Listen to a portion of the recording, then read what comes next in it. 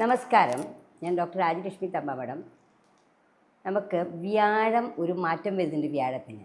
വ്യാഴം ഇപ്പോൾ ഉള്ളത് മിഥുനം രാശിയിലാണ്. കഴിഞ്ഞ മെയിലാണ് മാറിയത്.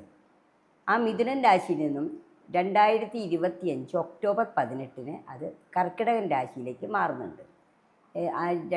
2025 ഡിസംബർ 5 വരെ അവിടെ തന്നെ ഉണ്ടാവും.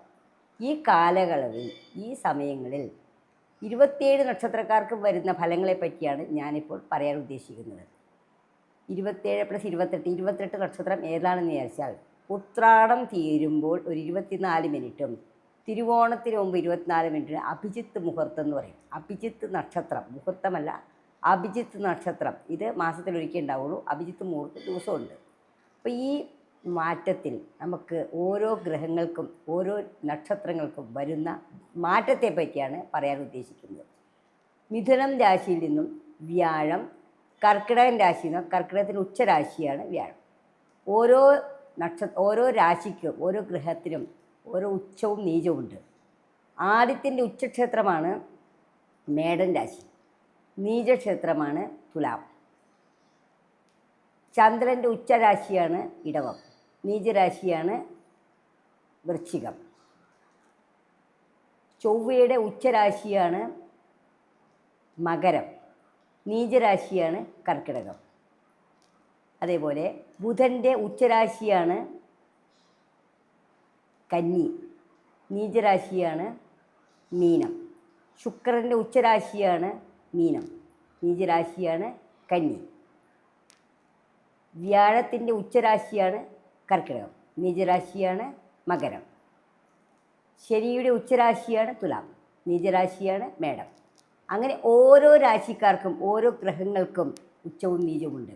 അപ്പോൾ വ്യാഴത്തിൻ്റെ ഉച്ചക്ഷേത്രമായിരിക്കുന്ന കർക്കിടകത്തിലേക്ക് വ്യാഴം വരികയാണ്.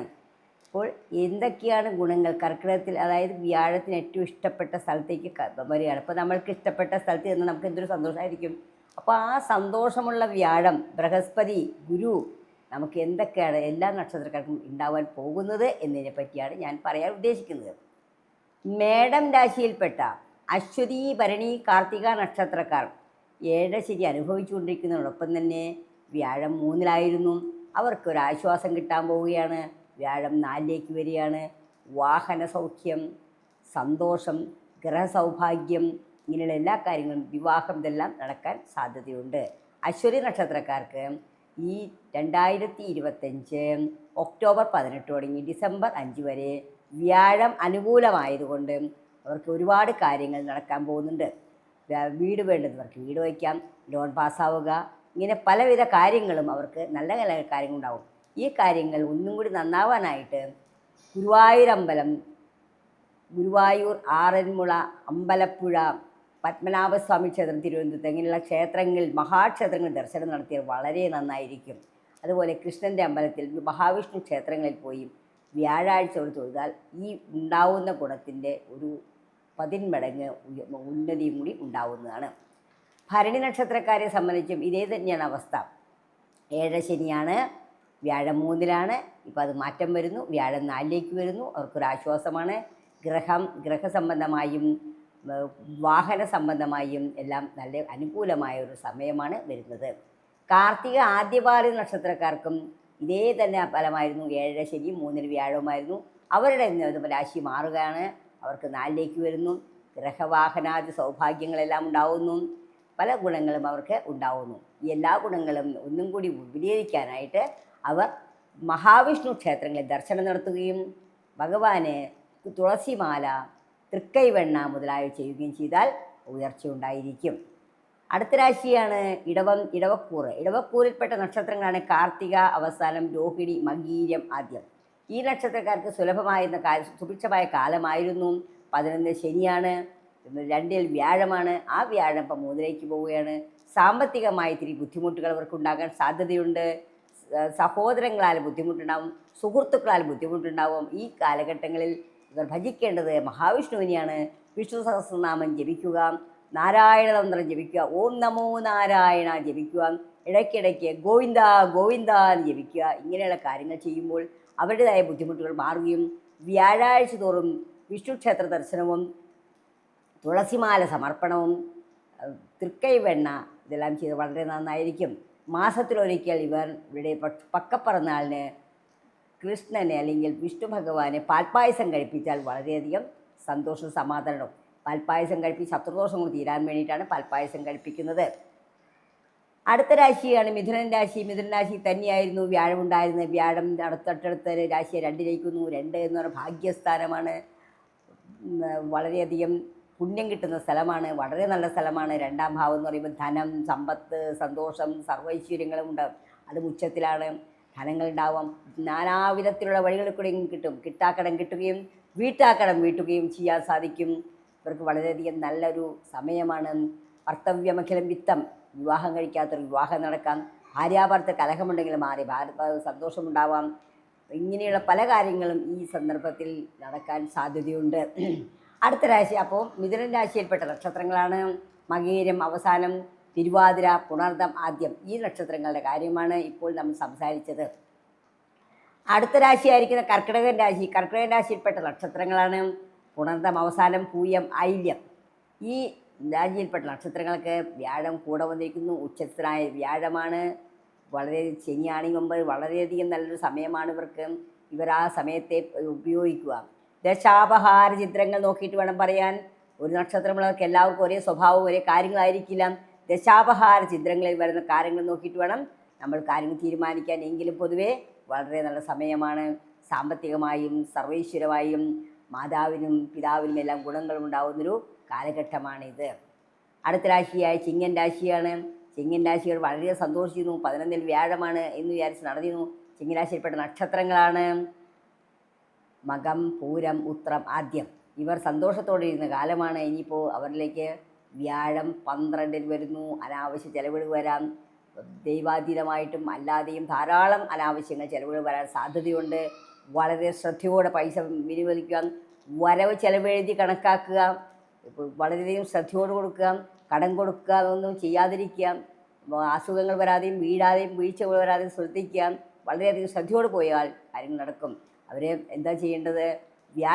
വ്യാഴാഴ്ച തോറും കൃഷ്ണക്ഷേത്രത്തിൽ പോയി തൊഴുകയും തുളസിമാല സമർപ്പിക്കും, തൃക്കൈവെണ്ണ സമർപ്പിക്കും. മാസത്തിലൊരിക്കൽ ഗുരുവായൂർ, അമ്പലപ്പുഴ, അറന്മുള, അതുപോലെ പത്മനാഭസ്വാമി ക്ഷേത്രം, മഹാക്ഷേത്രങ്ങളിൽ പോയി ദർശനം നടത്തിയാൽ വളരെയധികം നന്നായിരിക്കും. ഇവരുടെ ഭാഗ്യദോഷങ്ങൾ മാറും.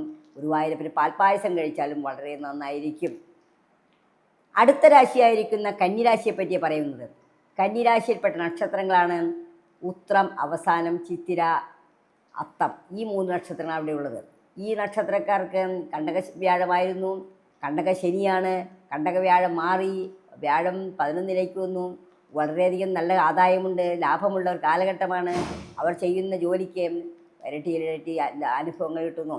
11 എന്ന് പറഞ്ഞാൽ 11 ഏത് ഗ്രഹങ്ങൾക്കും വളരെ നല്ലതാണ്. 11 വ്യാഴം വന്നാൽ വളരെയധികം ഐശ്വര്യമാണ്. ശമ്പളം, അതായത് കിട്ടാക്കടം കിട്ടുക, പ്രൊമോഷൻ തടഞ്ഞു വെക്കുന്ന പ്രൊമോഷൻ കിട്ടുക, ഇൻക്രിമെൻറ്റ് കിട്ടുക, വീട് വിൽക്കാനായിട്ട് ഇരിക്കുന്ന സ്ഥലക്കച്ചവടം നടക്കുക. ഇങ്ങനെയുള്ള ഒരുപാട് കാര്യങ്ങളുണ്ടാവും. പിതാമഹങ്ങളിൽ നിന്നും പൈസ കിട്ടാം. നമ്മുടെ പിതാമഹന്മാരിൽ നിന്നും ഷെയർ കിട്ടാൻ അതും കിട്ടും. എല്ലാം കൊണ്ടും വളരെ നല്ലൊരു സമയമാണ് കന്നിരാശിക്കാർക്ക്. എങ്കിലും കണ്ടകശനി കൊണ്ട് സൂക്ഷിക്കുക. വണ്ടി ഓടിക്കുമ്പോൾ ശ്രദ്ധിക്കുക. യാത്ര ചെയ്യുമ്പോൾ ശ്രദ്ധിക്കുക. വളരെയധികം ശ്രദ്ധയോട് മുന്നോട്ട് പോയാൽ ഇവർക്ക് വളരെ നല്ല കാലമാണ് കന്നി കൗറുകാർക്ക്. അടുത്ത രാശിയാണ് തുലാം രാശി. തുലാം രാശിയിൽപ്പെട്ട നക്ഷത്രങ്ങളാണ് ചിത്തിരാവസാനം, ചോതി, വിശാഖം, ആദ്യം. ഇവർക്ക് നല്ലൊരു സമയം തന്നെയാണ്. ഇവർക്ക് വ്യാഴമാറ്റവും വലിയ ദോഷമായിട്ട് ഭാവിക്കുന്നില്ല. അവർക്ക് ജോലി, പ്രൊമോഷൻ കിട്ടാനും ഗവൺമെൻറ് സർവീസിൽ ജോലി കിട്ടാനും PSC റാങ്ക് ലിസ്റ്റുള്ളവർക്ക് ജോലി കിട്ടാനും എല്ലാം സാധ്യതയുള്ള സമയമാണ് തുലാം രാശിക്കാരെ സംബന്ധിച്ച് പറയുകയാണെങ്കിൽ. അടുത്ത രാശിയാണ് വൃശ്ചികൻ രാശി. വൃശ്ചികൻ രാശിപ്പെട്ട നക്ഷത്രങ്ങളെന്ന് പറഞ്ഞാൽ വിശാഖം, ആനിഴം, തൃക്കേട്ട, ഈ നക്ഷത്രങ്ങളാണ്. ഈ രാശിയിൽപ്പെട്ട നക്ഷത്രക്കാർക്ക് വ്യാഴം കുറച്ച് അനുകൂലമായി വന്നിട്ടുണ്ട്. ശനി അനുകൂലമാണ്. ഇവരെ ഒന്നും കൂടി പ്രാർത്ഥിക്കുകയും മഹാവിഷ്ണുവിനെ ഭജിക്കുകയും ചെയ്താൽ ഇവരുടെ സർവ്വകാര്യങ്ങൾക്കും ഐശ്വര്യമുണ്ടായിരിക്കുന്നതാണ്. അടുത്ത രാശിയായിരിക്കുന്നത് ധനുരാശിയാണ്. ധനുരാശിയിൽപ്പെട്ട നക്ഷത്രങ്ങളാണ് ഉത്രാടം, പൂരാടം, മൂലം, പൂരാടം, ഉത്രാടം, അവസാനപാദം. ഇവരെ സംബന്ധിച്ച് വ്യാഴം അഷ്ടമത്തിൽ പോയി. വ്യാഴം മറഞ്ഞു നിൽക്കുകയാണ്. ധനം കിട്ടാണ്ട് ധനം മറഞ്ഞു നിൽക്കുകയാണ്. ധനം കയ്യിൽ വെത്തുന്നില്ല. ബിരിവിൻ്റെ സ്പൂൺ ആൻഡ് മൗത്ത് എന്ന് പറഞ്ഞ മാതിരി ഇവർ മഹാവിഷ്ണുവിനെ ഭജിക്കുകയും മഹാവിഷ്ണു സ്തോത്രങ്ങൾ ചൊല്ലുകയും വിഷ്ണു സഹസ്രനാമം ജപിക്കുകയും വിഷ്ണു ക്ഷേത്രങ്ങളിൽ വ്യാഴാഴ്ച പോയി തൃക്കൈവെണ്ണേലം സമർപ്പിക്കുകയും ചെയ്താൽ ഇവരുടെ ജീവിതത്തിൽ മാറ്റം വന്നിരിക്കും. അതുപോലെ തന്നെ ശനിയുടെയും ദോഷമുണ്ട്. ശനി കണ്ടകശനിയാണ്. ശിവക്ഷേത്രത്തിൽ ധാരാപിൻ വിളക്ക് മൃത്യുഞ്ജയ പുഷ്പാഞ്ജലി എല്ലാ പക്കപ്പറന്നാളും ചെയ്യേണ്ടതാകുന്നു. അടുത്ത രാശിയാണ് മകരൻ രാശി. മകരൻ രാശിയിൽപ്പെട്ട നക്ഷത്രങ്ങളാണ് ഉത്രാടം, അവസാനം തിരുവോണം, അവിട്ടം നക്ഷത്രങ്ങൾ. ഈ രാശിയിൽപ്പെട്ട നക്ഷത്രങ്ങൾക്ക് വ്യാഴം ഇപ്പോൾ അനുകൂലമായി വന്നിട്ടുണ്ട്. നിവൃത്തി സ്ഥാനത്താണ്, 7-ാം ഭാവത്താണ്. നേടാൻ വിവാഹം കഴിയാത്തൊരു വിവാഹം നടക്കും, വീട് വയ്ക്കാം, സന്താനം ലാഭം, ഇങ്ങനെ എല്ലാം കൊണ്ടും നല്ലൊരു സമയമാണ് അവരെ സംബന്ധിച്ച് പറയുകയാണെങ്കിൽ. ഈ സമയം പുഷ്ടിപ്പെടുത്താനായിട്ട് ഗുരുവായൂർ പോലുള്ള ക്ഷേത്രങ്ങളിൽ, മഹാക്ഷേത്രങ്ങളിൽ പോയി തുളസിയും പാൽപ്പായസം കഴിക്കുകയും കൃഷ്ണൻ്റെ അമ്പലങ്ങൾ എവിടെയുണ്ടോ അവിടെ പോയി തൊഴുകയും ചെയ്താൽ വളരെയധികം വ്യത്യാസമുണ്ടായിരിക്കും. അടുത്ത രാശിയായിരിക്കും കുംഭൻ രാശിയാണ്. കുംഭൻ രാശിക്ക് 7 ശനിയാണ്. അതോടൊപ്പം വ്യാഴം 6ലേക്ക് മാറിയും സാമ്പത്തിക പരാജിതം ഉണ്ടാവാം, സാമ്പത്തിക ബുദ്ധിമുട്ടുണ്ടാവാം. ഈ സമയത്ത് മഹാവിഷ്ണുവിനെ പ്രാർത്ഥിക്കുകയും മഹാവിഷ്ണു ക്ഷേത്രങ്ങളിൽ തുളസിമാല തൃക്കൈവെണ്ണേലം സമർപ്പിക്കുകയും ചെയ്താൽ ഒരു പരിധിവരെ വ്യത്യാസമുണ്ടായിരിക്കും. അടുത്ത രാശിയാണ് മീനൻ രാശി. മീനൻ രാശിയിൽപ്പെട്ട നക്ഷത്രങ്ങൾ പൂരുരുട്ടാതി, അവസാനം ഉത്രട്ടാതി, രേവതി. ഈ നക്ഷത്രത്തെ സംബന്ധിച്ച് പറയുകയാണെങ്കിൽ വ്യാഴം വളരെ മോശമായിരുന്നു. വ്യാഴം അനുകൂലമായിട്ട് വന്നേക്കാണ്. വ്യാഴത്തെ കൊണ്ട് നമുക്ക് ചിന്തിക്കേണ്ടത് എന്തൊക്കെയാണ്?